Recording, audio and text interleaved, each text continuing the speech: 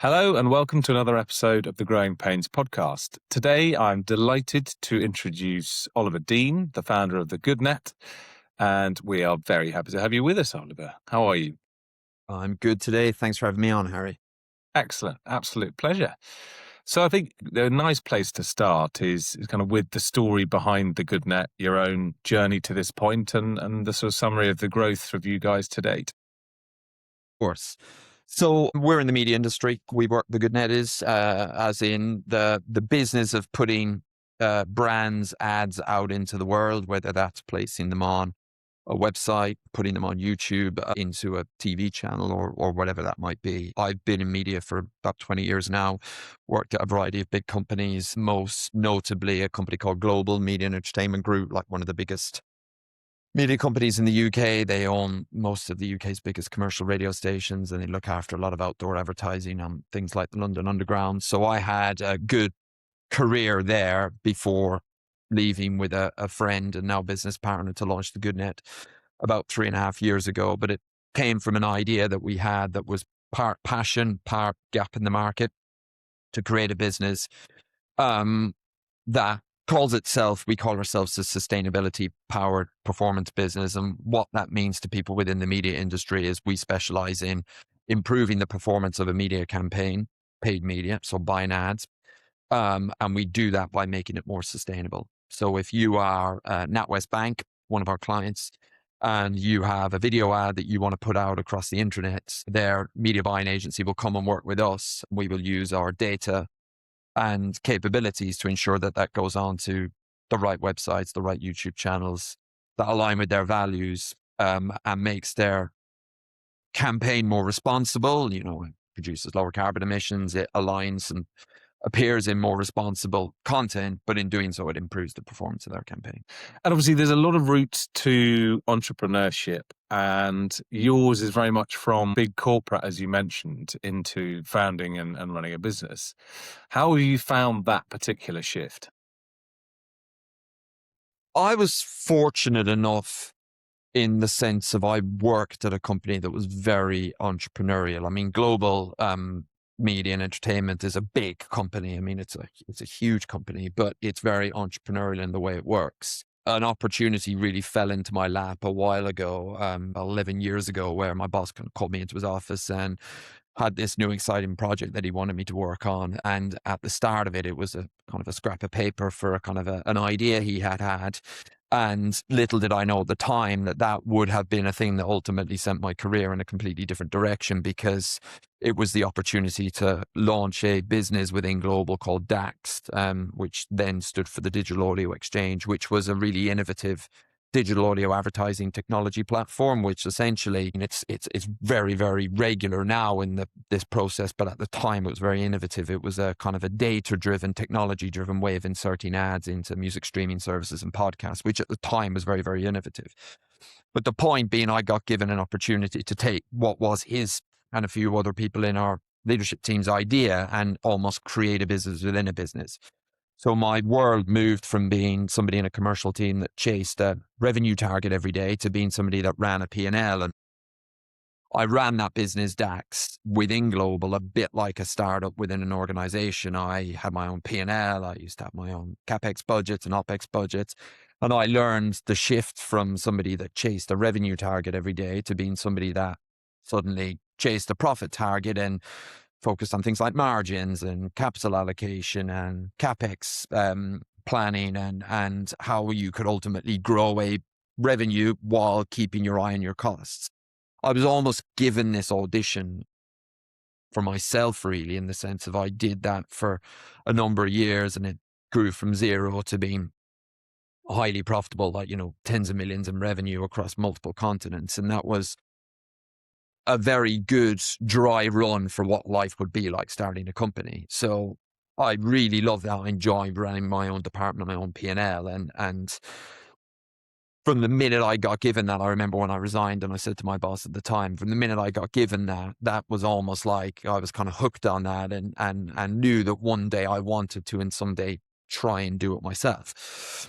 I had a friend in my team who worked very, very closely with me, and we were kind of a double act in the way we worked together. And we used to talk usually over a beer about fantasizing about starting a business, and then one day we actually we went ahead and did it and resigned from our jobs. But when we did launch the GoodNet, there was loads of stuff that we were able to take from global, as I said, how to run a P&L, how to allocate capital, how ultimately to kind of responsibly run a business.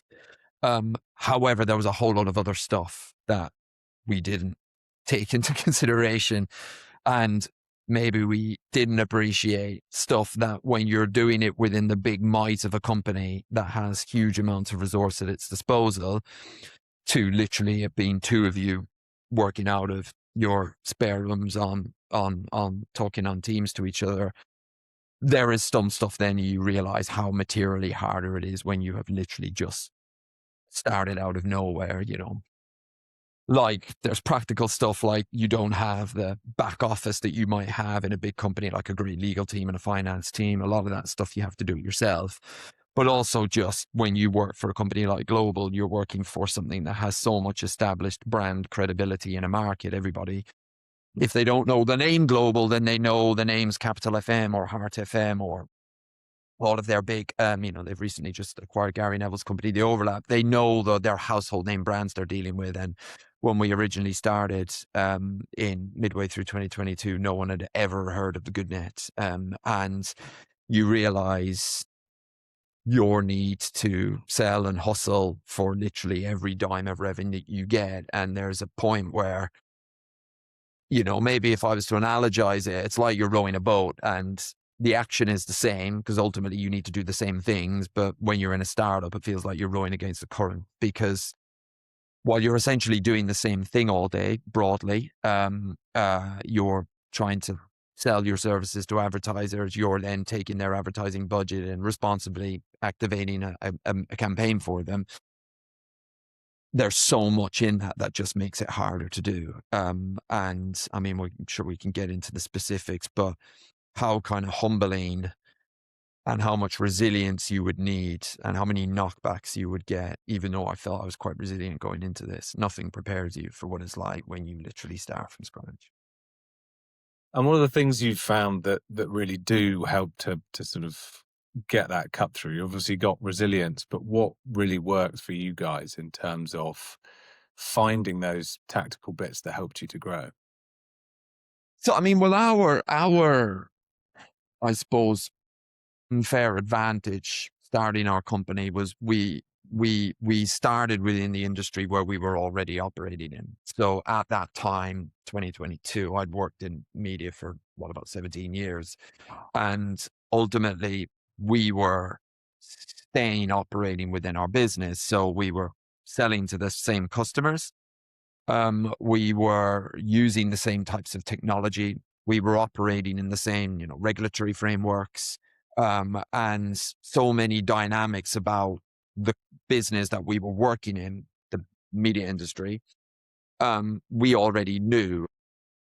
I actually didn't really realize how much of a fair or unfair advantage that would be until actually a prospective investor pointed it out. I remember when we went to our investor, we were doing the kind of angel run and trying to get some angels to come in.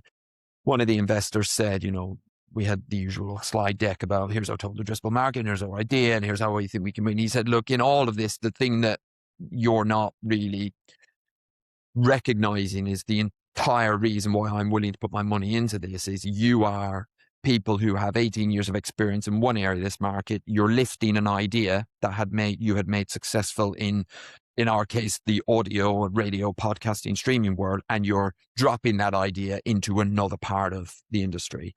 Granted, we were going into a different area, selling to slightly different people, using different data, lift different technology, but broadly, you're saying you're rinsing and repeating a pre-existing kind of playbook. It's the fact that you can do that, and there's so many knowns, so much about this industry. He said, is better than if you'd have said to me, right, okay, we want to start a coffee company or a fashion company.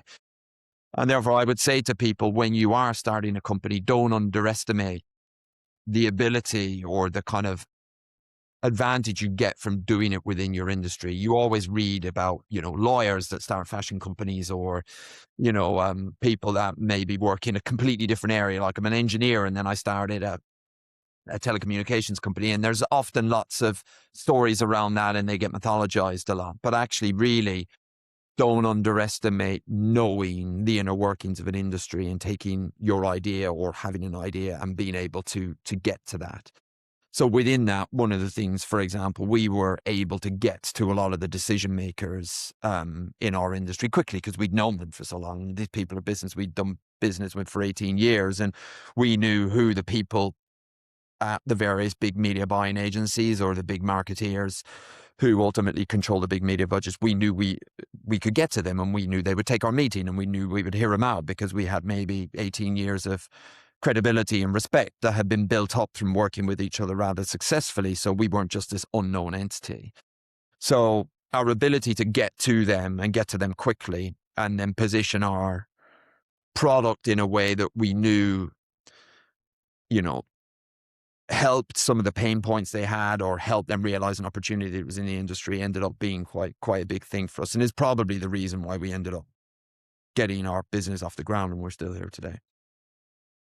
It's interesting though, because you mentioned obviously that ended up having to be pointed out as a sort of how much of a USP it was from an investor, which shows you also had to have the humility at the same time to know that even though you had access to open those doors, it was still not a given. It wasn't taken for granted. It was still going to be difficult without that brand behind you. So there's still so much work, even when you get to that point and have opened those doors, to actually secure the client base, deliver the product, and move the business forward. It's not easy either way, but certainly you're positioned better if you're already talking to all of the right people.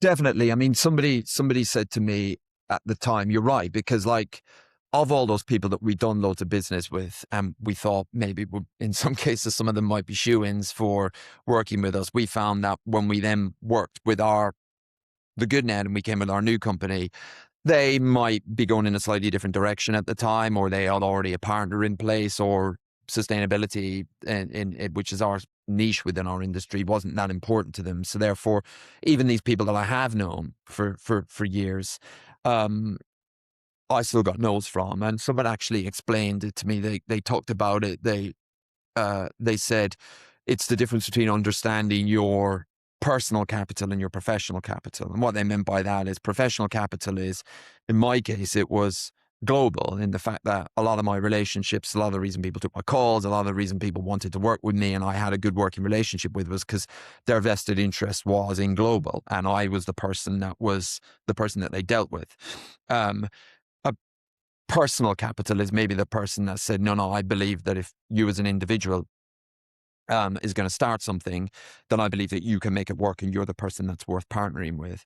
And what I found out was there was maybe a few people, and I don't mean this in any way as a criticism to those individuals, they very much they looked at me and they saw the commercial capital in the sense of it was, this is a guy that we work with because we want to have a good working relationship with Global because they're one of the hottest media companies in the world, versus, okay, we want to make, we want to back Ollie because he's got this new startup. And I certainly learned that the hard way and learned that you're right, is that even when you do know loads of people, while it's definitely an accelerator for your business, our industry is so data driven, it's so compliant, it's so ultimately results driven that while that might have been the case that 20 years ago you could build a business solely on relationships, in this day and age, relationships will get you in a room with somebody. Ultimately, if they are going to give you a marketing or media budget, you're going to need to make it work. Other than you're just not going to scale a business purely on just knowing people. Yeah, I think there's a nugget in there for founders about that separation between commercial and, personality. It is both, as you say, but it's really, really important to know. And also, I guess, to focus on cultivating those personal relationships. If they are sitting at a commercial level and you are thinking about doing something in the future, that ability to deepen your relationships with people is essential. Definitely, yeah. Definitely, yeah. You get out of it what you put into it, be visible at any industry event. Even when there's those ones where it's maybe 5:30 on a rainy Tuesday and you're like, oh, I don't really want to go to this event and put myself out there and try and network. It's not what I comfortably do. It's just as easier to go home. Pushing yourself forward to do it, even in the moment, if you don't think like it's gone particularly well, you are laying groundwork and you are furthering your business, even if you might not feel like you're doing it at the time. And looking ahead then, in terms of growth, you obviously got to a fantastic place, and I know that there's been a few years of really exciting growth for the business. How do you then sort of get to that point where you can forecast with a degree of certainty, whilst also factoring in all of the external factors that are currently going on, all of the things that will be affecting decision making with various clients of yours? What have you found is the sort of comfortable level to be able to predict your growth, say for 12 months onwards? Yeah, I mean, it's it's difficult. I remember when we've been going, what, 3.5 years now, and I remember our first 2 years, while we grew nicely, we set really aggressive budgets, and we came quite a bit short of them by our own expectations, but still within the realms that meant that we had a growing business. We weren't running out of money, and by anybody's growth rate, interesting. We then went into 2025 and said, no, this is the year. We've got to really get realistic about growing our budget. And we smashed through it by we'd done the number by June, as in, we ended up going through it by 100%. So when we came into this year, you're like, well, we've set 3 budgets in 3 years and we've been nowhere near any of them. So And when we were in corporate life, it wasn't easy, but you had so much data that you could fall on where, if you're a really big part of a market or an established part of a market, you can look at what forecasts are saying, and broadly, you often track to within a few percentage of that. And that's been, in my case, when I've worked at multiple companies, you kind of, market data is market data because it's driven by a lot of the bigger companies and you sort of track in and around with those markets. In a startup, that's just not the case because there's no relationship between market data and our startup data. Quarters where we do really well, you hear that the market's challenged, and the same thing happens vice versa. So, all my old boss used to say was, he said, a budget is literally just data and assumptions, a set of data that you have available to you at time and some assumptions and beliefs that you hold at that time. So we don't have the benefit of reams and reams of historical data. We will just look at, well, what information do we have? What forecasts are our clients giving us? What commercial deals do we have in place? Historically, have those delivered the numbers that they previously said they were? Have we traditionally over forecasted numbers or under forecasted numbers?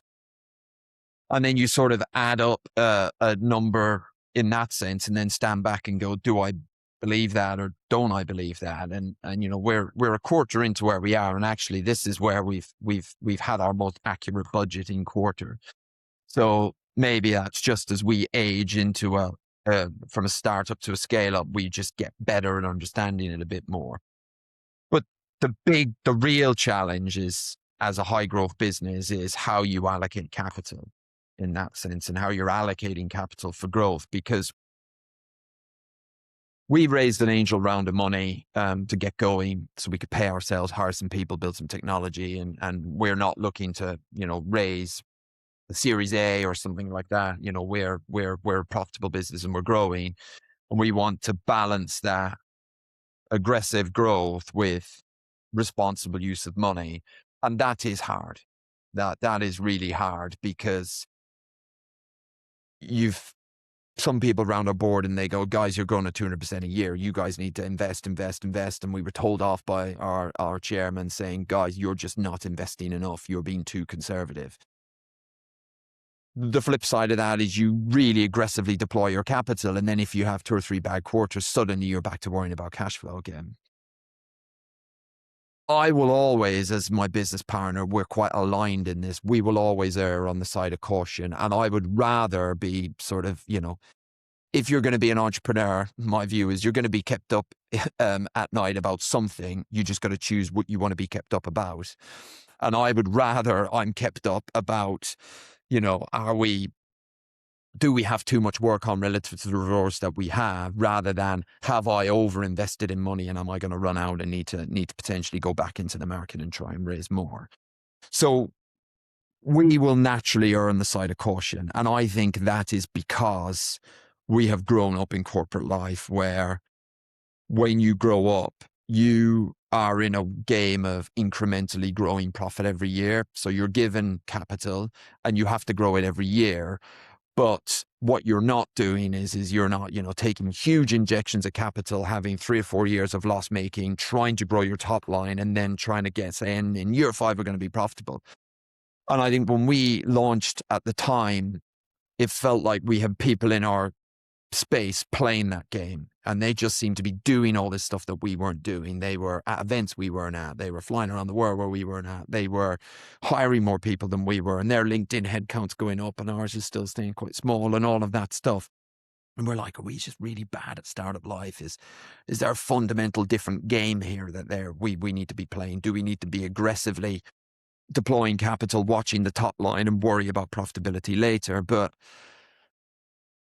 ultimately, that's just not the type of people we are. That's just not the type of founders we are. We are people that grow profitably. So ultimately, I want that. I want every month to open my P&L and the EBITDA has grown. That's just the way I run a business. And I'd be lying to myself if I was anything otherwise. And rather fortuitously for us, it appears like the investment landscape has moved around now.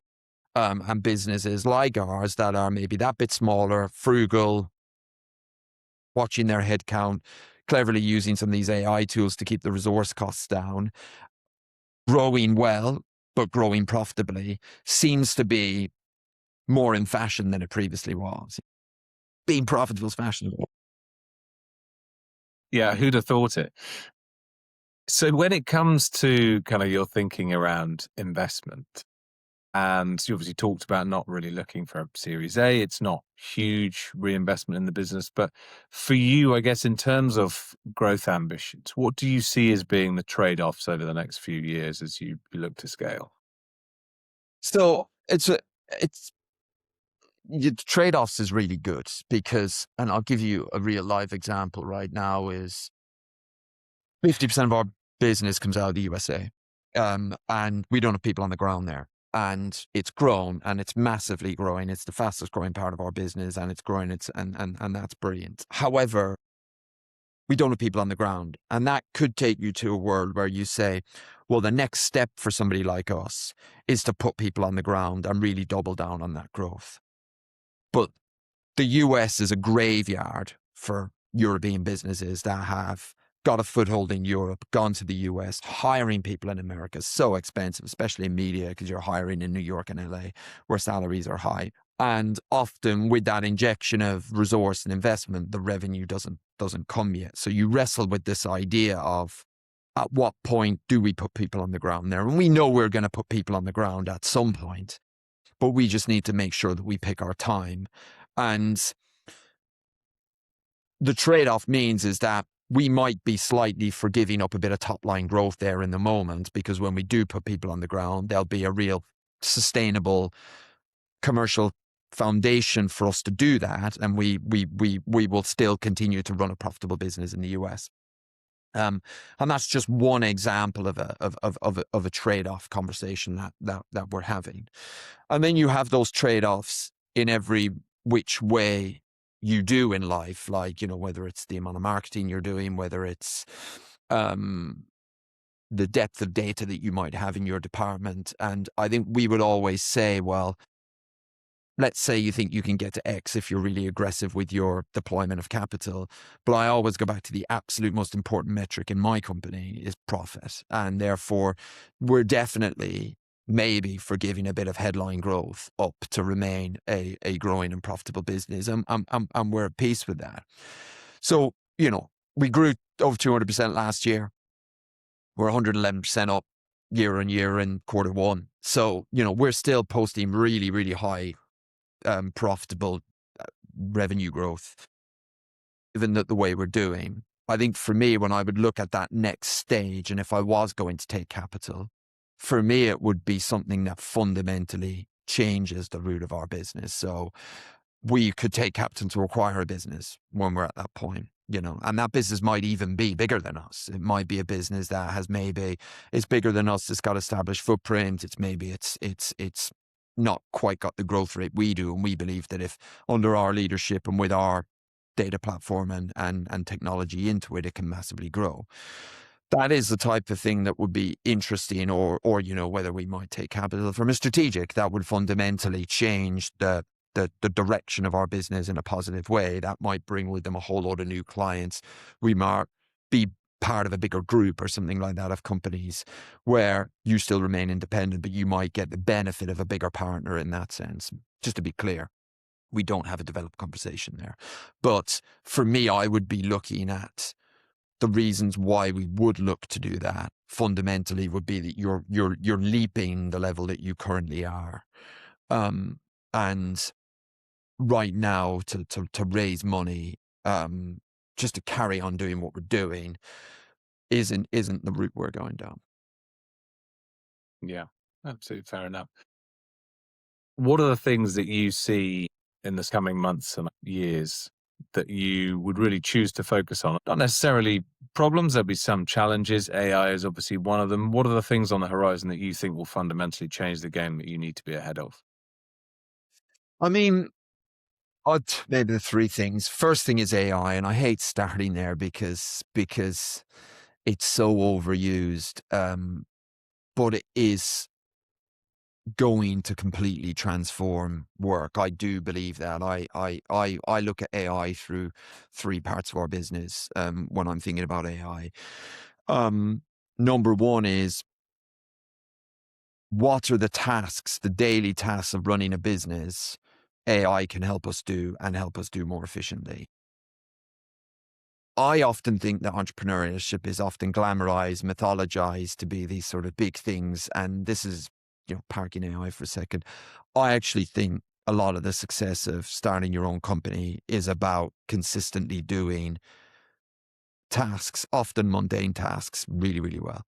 And I think that if you think about growing a company, a lot of what it is actually quite mundane, repetitive things quite quickly, whether that's outreach, bringing in new customers, whether that's how you market your business and staying relevant and staying in the conversation and regularly posting on whatever channels you want to post on, whether it's ultimately the day-to-day grind of whatever that product or services you provide. In our case, it's activating campaigns. And a lot of that it's repetitive work on a daily basis that is analyzing data, changing settings of ad campaigns, using different data in different ways, and ultimately to improve a particular metric. And AI is definitely coming into our industry in particular and helping you do those things, whether it is improving the outreach. That doesn't mean that you're just spamming people with loads of AI messages, but whether it's able to analyze your outreach, what's getting you more calls or meetings versus one email versus another. Whether it is using an AI tool to make visuals that you can use to market your business, whether it's using AI to automate a particular part of your workflow, i.e. taking data out of a media or an advertising platform and put it in populated PowerPoint slide. That doesn't mean you're pressing go and all of a sudden it's doing it for you. It means it's taking a lot of that out for you. Everything still needs to be looked at by a human. So number one, I think, is how can AI accelerate the day-to-day tasks that you do as a company is number one. Number two is, how can AI improve the product you have? From us, we're a company called the GoodNet. Our product, our data platform is called GoodIQ. And what it essentially does is takes lots of different data sources to measure how effective or how sustainable a marketing campaign is. How can we use AI to do that at greater scale? And in areas that might have taken a human a time to do, how can we push that forward and make ourselves just a much more richer data product through using AI? And then the third thing is broadly, how is AI going to change the way your industry works? How is it going to change the way in which In our case, advertisers invest paid media investment, not just on the internet, but anywhere. How do they value it? How do they activate campaigns? Agentic AI is a big buzz subject at the moment. In ours, that's the idea of, two AI agents of two different businesses talking to each other to change the settings or the goals of a particular advertising campaign. I think you have to look at where your market is going, because ultimately you want to be at the center of those and you want to be relevant to those. In our case, it's ensuring that we have valuable, unique data to feed into those AI agents, ensures that we remain relevant in that world. So I will always go the absolute closer to home. What is the things, the monotonous tasks that AI can help you with is number one. Number two is how can you use AI to make your product or service fundamentally better? And then product three is how is the wider industry changing in AI? So you make sure that it doesn't change and you're outside of the tent. And it does sound kind of like a buzz subject of a founder being obsessed with AI, but I mean, I see it. We use AI every day in our company. And when I think about how much that has changed versus a year ago versus 2 years ago, I just think that the the pace of change is massive. Yeah, which for a founder, obviously being more agile is crucial to then be ahead of all of that. Yeah, it is, and I think startups and founders should embrace AI, and we should feel really positive about it, because so much about starting a business is the barriers to entry that are just difficult. Doing stuff is hard, whether it's a legal contract or whether it's getting somebody to design your website for you. All of this stuff is previously, when we sat down to launch our business and we looked at tasks that we would have to do. And it goes back to the point, are we going to pay somebody to do this, which is cost, or are we going to try and do it ourselves, which means it's going to be slow and it's probably going to be a bit rubbish. Now AI isn't going to solve all of those, but it's certainly going to make all of those tasks in some way either significantly or a little bit easier. So while the successes of your company are ultimately down to your broader market dynamics, whether you can get product market fit, whether you can deliver a product that is ultimately value to customers, all of those things. I don't think AI materially changes those dynamics, but what it does enable you to do is it removes so many of the barriers and costs and speed of being able to do these things. And I actually think that it is going to spawn loads and loads of great companies and startups, not AI startups per se, just people doing really, really good companies. And they have managed to set that company up and do it really well on the grounds that they're cleverly using a Claude or a ChatGPT or Perplexity or whatever their favorite tool might be. Yeah, I think it'll be a fascinating kind of environment. And also when you hear so many people being told that their entry into the workplace is going to be hampered by AI and taking a lot of those skills that perhaps you might learn on the job in the early days, actually, a lot of those people might end up sort of using AI to start their own businesses. So we might see a new wave of entrepreneurs. And if we do, there's some fantastic advice for them to take from today's chat. So thank you very much, Ollie, for your time today. It's been really, really great to talk to you, and all the very best for the coming months and years. Thanks, Harry. Thanks for having me on.